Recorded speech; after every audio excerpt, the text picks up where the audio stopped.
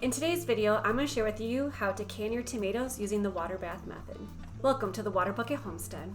You'll want to wash your tomatoes to rinse off any debris that may have collected on them. We will want to remove the skins off the tomatoes. The easiest way I found to do this is to blanch them. So the first step we're going to do is fill a stock pot full of water and then place it on the stove and bring it to a boil. We need to prepare the tomatoes before placing them in the pot to boil. You'll want to carve out the stem area and cut an X at the bottom of the tomato. This will ease the process of removing the skin off the meat of the tomato. Do you can your own tomatoes? Comment down below and let me know. If you're new here, welcome. My name is Laura. On this channel, I share my journey to living at a homestead. Subscribe and click the notification bell to never miss out on an upcoming recipe or food preservation video.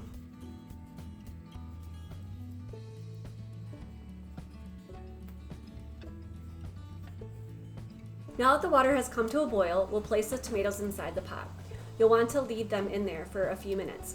Once you see the skin break or the peel starts to pull away, it'll be time to remove them. While we wait for the tomatoes, I like to prepare the sink for the next step. One side of the sink is going to have a strainer to drain the water out of the tomatoes, and the other side is going to have an ice bath to cool down the tomatoes. It is time to remove the tomatoes from the boiling water and place them in the ice bath. I let them sit in the cold water for a few minutes to cool down. If you don't wait long enough, when you go to pick up the tomato, the inside will still be boiling hot and can burn your hand. As you can see, the peel easily slides off the tomato. We will continue this process until all of the tomatoes have been peeled. Once the tomato has been peeled, I like to cut it into quarters.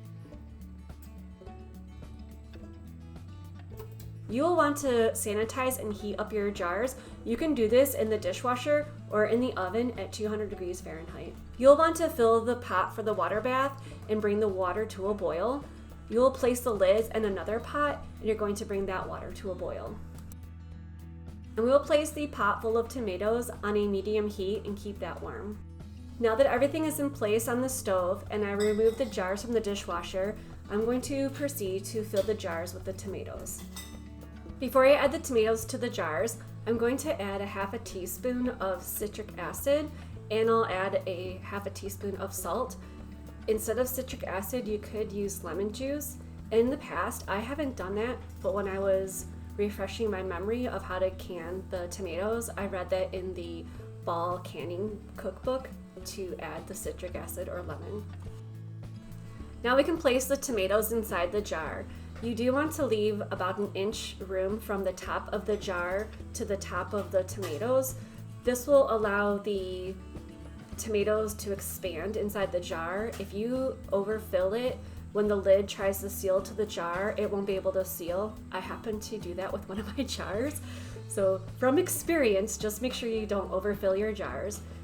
Make sure that you wipe down your jars to make sure that they're clean, and you're going to take a knife and poke it around to make sure there's no air bubbles before adding the lids to the jars. And now we can place the lids on top of the jar. Now that the lids are on the jars, we're going to place the jars inside the water bath.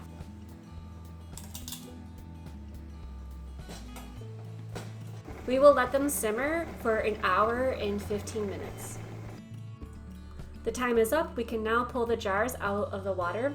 I like to lay down a washcloth or towel and place the jars on top of that, and you're going to let them cool, and then you can test the jars after you hear the pops to make sure that the lids have sealed to the jars.